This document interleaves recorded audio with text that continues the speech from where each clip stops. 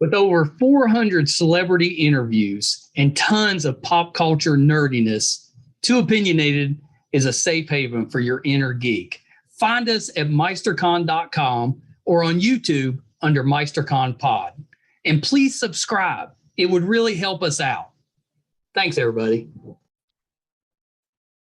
Hi, everybody. Welcome to another edition of Too Opinionated. Look who's with me today. Mason Alexander Park. So welcome, Mason. Hi. Thank you for having me. I'm so excited to have you on the show. You have been popping up on just like every show that we're watching. There you are.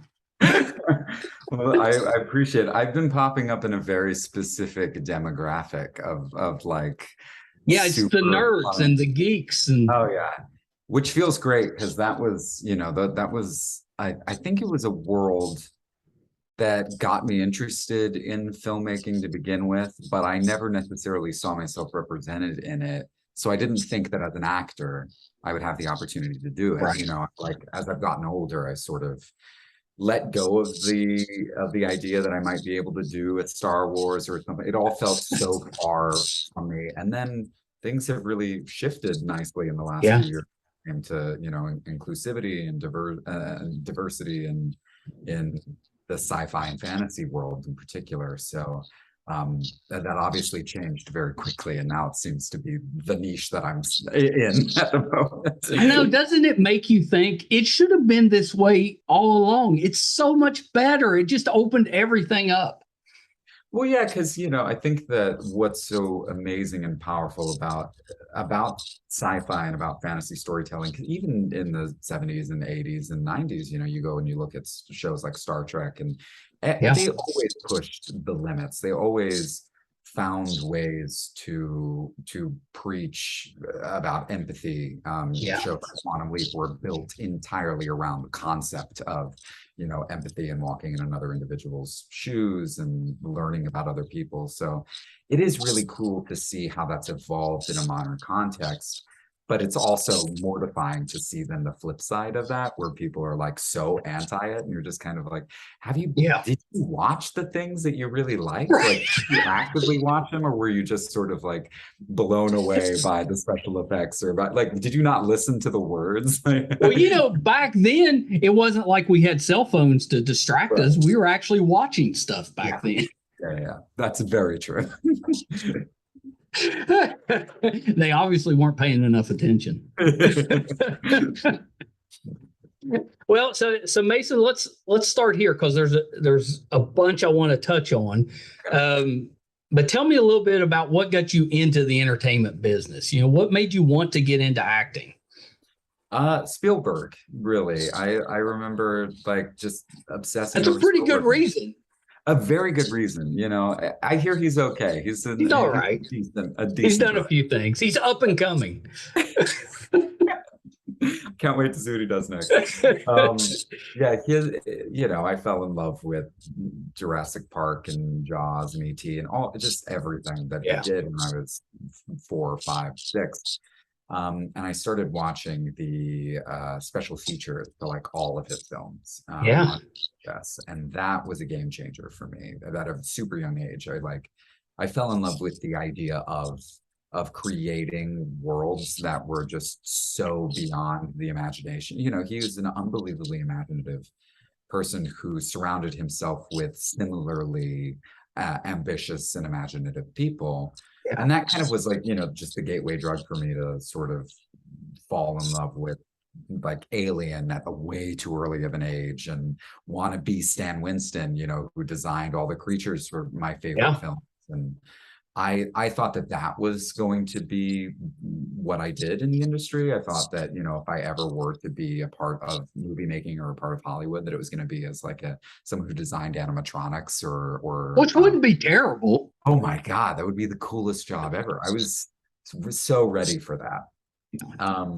But my parents definitely intuited that I had a knack for, I guess, some kind of performance, and so they put me in an acting camp just for fun, and that's sort of where I got bit. That's good parenting. Great parents. Yeah, they were really They were really good at trying to diversify the things that they involved me in and trying to flow with whatever it seemed like I was gravitating towards, as opposed to like forcing me to do the thing that they wanted Right. me to do. Like, I'm sure I was great at baseball. And I'm sure my dad would have loved if I played it, all the way through school. But the second that they saw me like in the outfield, sort of just staring at butterflies and other things Oh around yeah, I me, think they're I've like, played with you before. yeah, you definitely have. They were like, oh, maybe Mason does not like this sport as much as, maybe they could. So they just, put me in other things, and they were really good about adjusting every time I had a new interest. And Yeah. that obviously cultivated a very open and creative approach to like my ability to want to try new things. And so acting was one of those new things, and I got paid to do it for the first time when I was 13. I did like a regional production of Peter Pan. And that sort of kicked things off for me because it was my first experience with actors on a professional level who made their living doing it, had families and had a home and all that. Were not famous by any means. They, like would Yeah. travel and do a national tour of, Pats for a year, and then hang out with their spouse and their kid at home in upstate New York or whatever for a while. And like I just hadn't been exposed to that kind of a lifestyle as an actor. And I thought you had to be like the most famous person in the world in order for it to be worth the time. Otherwise, it was a hobby. I wasn't aware that you could doing it. I was like, where was the middle of America? Like the middle ground average actor. Like, who were those people? That's who I wanted to. I was completely missing that representation. So that kind of brought it back into my life, and I was like, oh, maybe that I could take this seriously, and I don't have to be, this like icon or superstar in order to make a living doing it. I could just enjoy doing a thing I like doing. Yeah. Although so you're pretty popular right now. I've been very lucky that some of the things I've been in are definitely taking off, and that it's super fortunate and not what I anticipated or thought would be happening at this moment in time, especially not, it all really shifted for me during the pandemic. So that was a bit of a surprise. Yeah, because it didn't work that way for most people. Yes. Yeah. And I didn't expect it to work that way for me. I got rid of my place in New York City. I, spent a lot of time with my parents, and just really was focusing on other creative endeavors, on like creating my own work, on writing, on doing other things. And then all of a sudden it was like the film and television world very, very slowly started to open up. And I was just able to like hop into all of my favorite franchises. No, I know I think so we were pleasantly surprised to see you on Cowboy Bebop, because we love the anime. The show, very underappreciated. Yeah, I'm not sure what anybody was expecting. I thought they did such a good job, but I thought it was so fun. Oh my I goodness. did. We loved it. We were very disappointed that it ended after one season, but it was a high bar. Yeah. To kind of match up. You were so good. Thank you. On there, we loved you on there, and then it just seemed like from there you just kept popping up. Yeah, it was during Bebop. I was around the time that I was trying to make Sandman happen.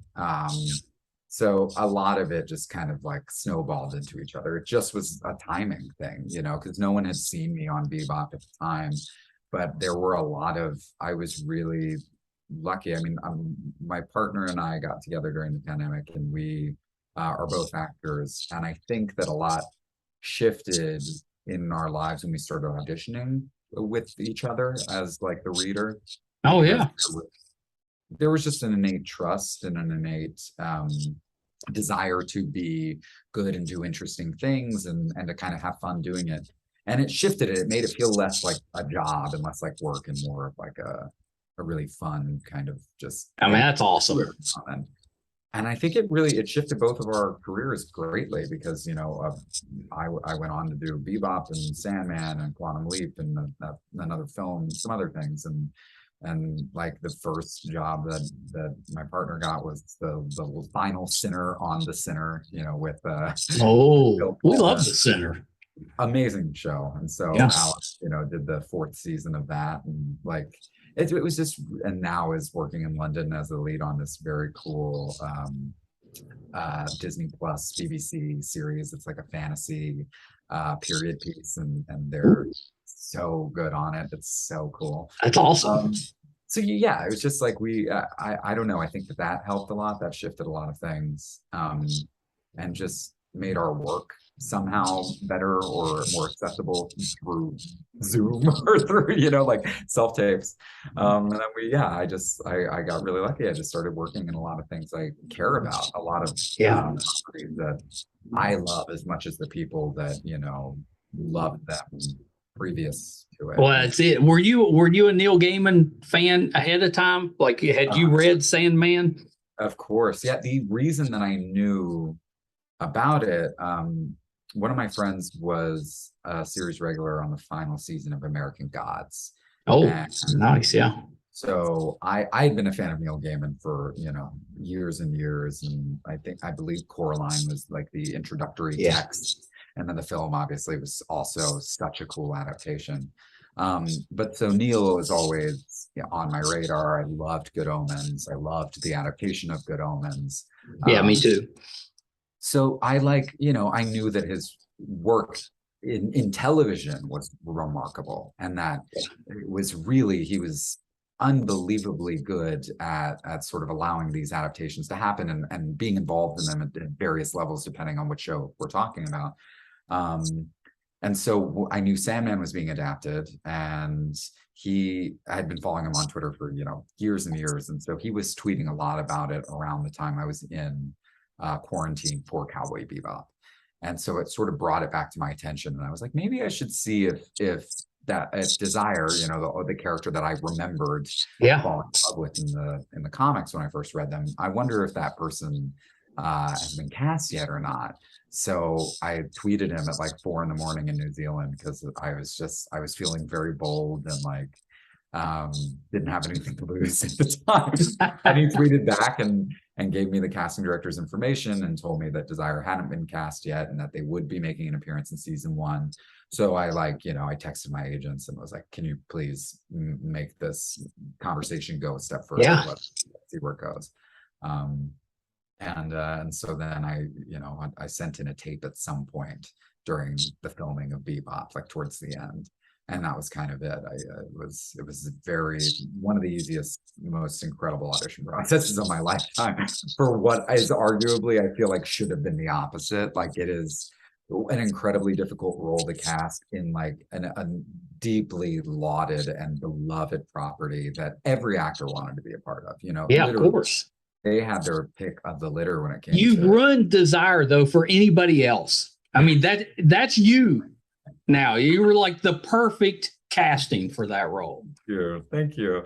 It was, Desire was like my chance to live out my Frankenfurter fantasies. I think like Desire is every part me, and all of the fun, dark, twisted kind of, not really villains, but sort of morally ambiguous characters that I fell in love with when I was a kid. So it was really, really, I feel like it's a role that I've kind of had in my heart for many, many years. And it helps that I look a lot like some of the drawings. We will see you in season 2, yes? Yes, if we continue the story. Seems like there's a lot more to tell. I know because I've read the books, but there's a lot more there. Oh, so much more. I mean, that first episode of season 2 would begin with that amazing dinner where the whole family gets together, and I'm just an absolute asshole to dream. It's one of my favorites.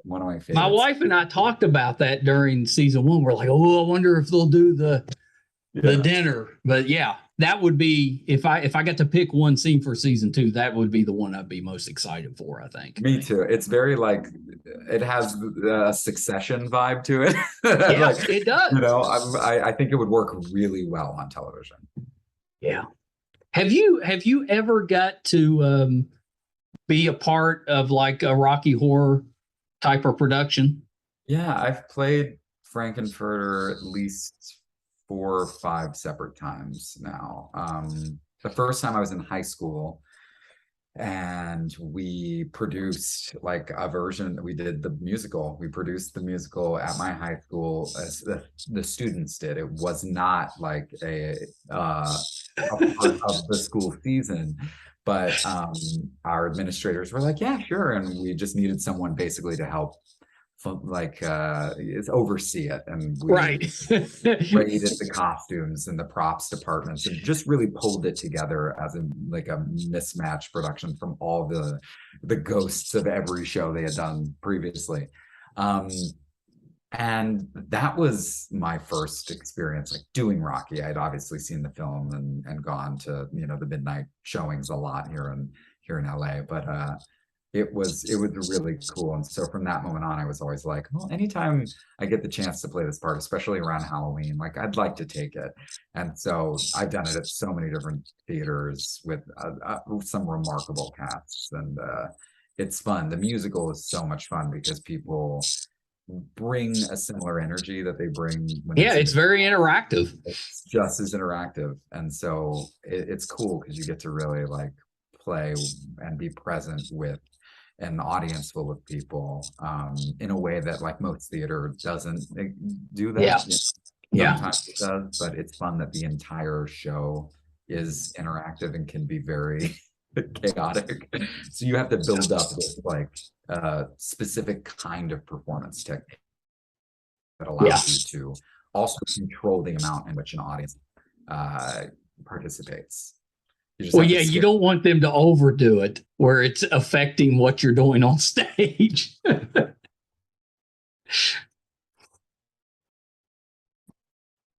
Oh, I'm back. Okay. My wife. I was getting ready to pause this, but I was like, oh no, there. I see movement. As long as you see like So you got to voice a part on Vox Machina, right? Yes. Yeah. Like the tavern owner. Oh my God. I did that years ago too. That was a pre-pandemic. Really? Thing. Well, I had heard that it took them a little while to get that out. Yeah. It took them a minute I feel like originally the date that we were told it was going to come out, I feel like that was a year in advance to when it actually aired.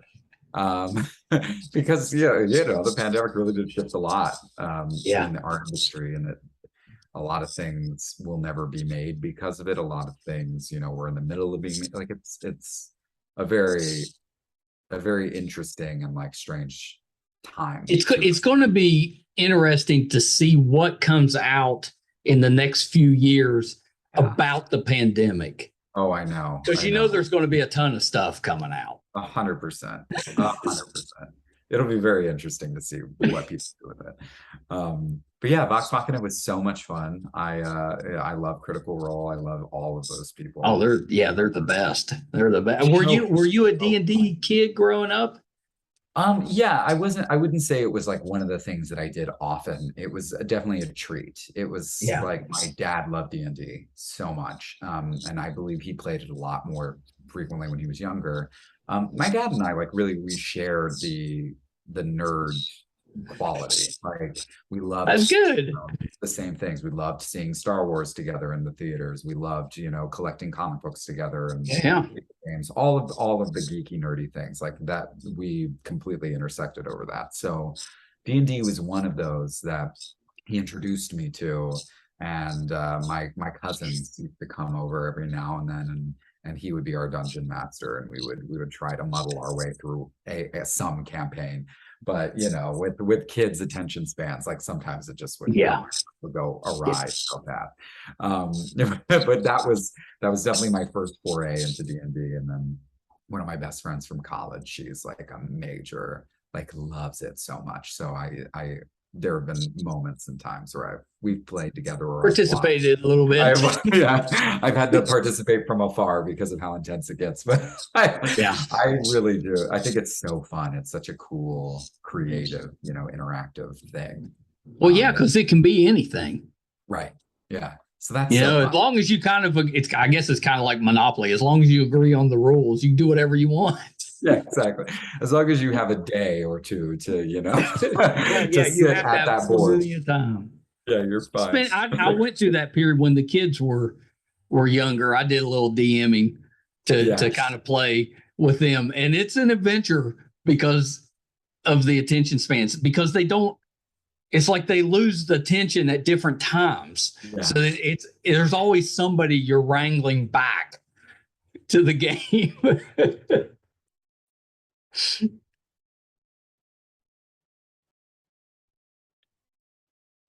All right, I'm going to hit. Nope, there. I saw movement. Oh, I'm back. Movement. You're pretty quick because it's about the time I'm going to pause it. There you are. I know. It's magic. You're summoning me back from the internet purgatory. So I know we don't have a ton of time, so we got to at least mention Quantum Leap because I know that there's a lot of people in my family that were huge Quantum Leap fans that are so excited about the new show. So talk a little bit about your role in the new version coming out, which is coming out like Monday, right? Yeah, it's so soon. It's so really soon. Oh my God, it's wild. I play Dr. Ian Wright, who is the head of the AI department at Quantum Leap. So I'm sort of brought into the program to redesign Ziggy and run the entire program as best as I possibly can. And it's a lot of fun because Quantum is another one of those like really beloved properties, but it's beloved by a very interesting demographic because I feel like Quantum was this sci-fi show that was accessible for people who didn't necessarily watch sci-fi. That's exactly right. So the people that grew up watching it a lot of times It's a surprised. gateway to sci-fi. Yeah, it really was. It was 100% like the window into that kind of world. But it's fun because people who may not know Cowboy Bebop or Star Trek or like watch the Sandman are definitely remember the original Quantum Leap and watched it with their family. It was a very family oriented series. So I'm excited to continue that tradition with it being, on at the network and it having such a cool cast. I mean, Ernie Hudson is like an absolute Ernie Hudson. I like what an icon, and he's so great in the show. So it's fun, I get to play a non-binary character on network television, and I just get to exist in the story like anybody else, and that's awesome. It's very it's very cool. It's very like normalized and awesome, and which that's the whole. Don't you think that's the point we're trying to get to, where it's not a big deal. It's just part of the story instead of we're trying to make something fit somewhere. We're kind of getting to that point now where it's just part of it. You cast the best person for the role, and it's just part of the story. It's the best. It's really nice. It's cool because like for me, as someone who read a lot growing up, if you don't, you build these images and these ideas in your head. And I always find it so exhilarating when they live up to that expectation, but I also find it equally as exciting when they do something I never, ever in a million years would have thought of. That like hits the same note, that captures a similar essence, but like is not what I pictured. And so for me, I love all of these things that are being adapted and becoming more inclusive and more diverse because like it looks like the world that we live in. Which I feel like there's a lot of sci-fi and a lot of, at the end of the day, when the aliens come down and they like look at our film and television catalog and they log into Netflix to like see what humans were up to, like I think it's really cool that nowadays things are being made that would stand the test of time for like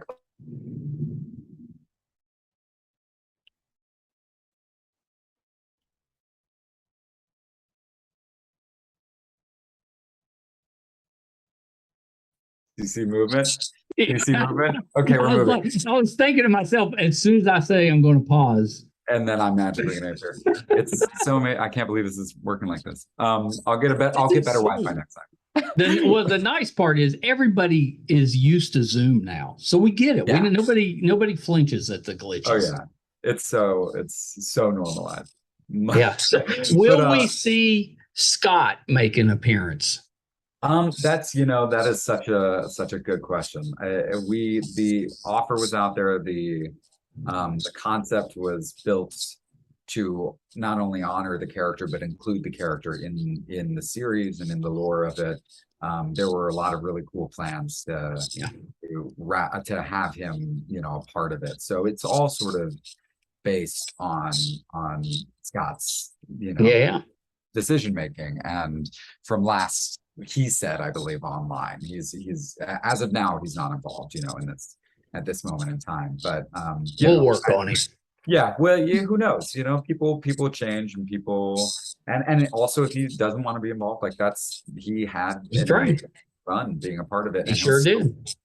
A part of this version, like even if Scott in particular doesn't make an appearance, Sam Beckett and Sam Beckett's legacy and heart have everything to do with this quantum leap. It would not be able to continue on without the existence of that character, because all of the lore is wrapped up in him. So I think that's really fun, is that even if he chooses not to be physically present, he is still a part of it. And the spirit's still there. Yeah, that's awesome. Well, Mason, thank you so much. This has been the best. You have to come back again so we can talk like Sandman season 2. Yeah, but we got to do it after. We don't want to spoil anything, so we got to do it after. Once that's announced, if we get to do that, I would 100%. I would love to come back and chat all things. I have no doubt there's going to be a season 2. Season 1 was so good. It really turned out beautifully. I was really enthralled as an audience member. Yeah, me too.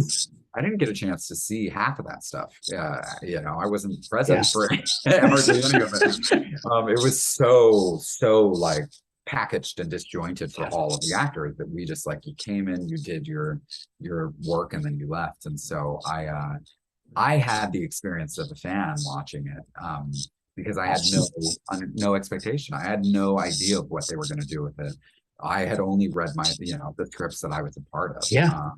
So there were how fun! I would love that. You get to be in it and get to enjoy it as a fan. That's the best. It's it truly is the best of both worlds. I think there will be a similar experience with Quantum Leap too. Because there is the leap, and then there's the story outside of the leap. And as of now, headquarters is kind of where we exist. So I know what the leap is supposed to look like on the page, but I don't know how that. That's right. So I'm really jazzed. Once they leap away, you don't know what's going on. Right. Exactly. Once they're out of here, I'm like, all right, bye. So a couple of quick things, Mason, before you go. Anything outside of Quantum Leap, which comes out in a couple of days, anything else you're working on we can keep an eye out for? Yes. I don't know if I'm allowed to talk about anything. Don't get yourself in trouble. I don't want to get myself in trouble, but there is some fun things that are happening. There is a role that I might be revisiting that I played previously.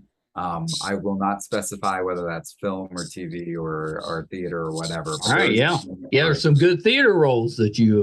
That's true. There are a lot of really cool theater roles. It could be anything, but I've been approached about a part that I've played that it's very cool to maybe imagine doing again if we can make it work. And then I have a film that is coming out soon, but they haven't announced all of that stuff yet, so I can say I'm in the film.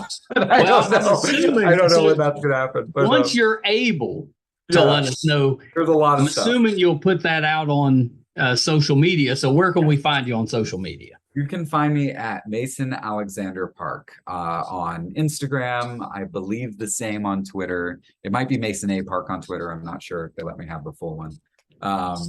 And then I just, because of all the Sandman, I got sent so many hilarious Sandman TikToks that I was like, I guess I have to get this app and I have to really like bite the bullet and participate. So I'm also on TikTok now as Mason Alexander Park, very shamefully. I'm far too old for that app, but I'm doing it. Gets us all at some point. In the end, TikTok comes for us all.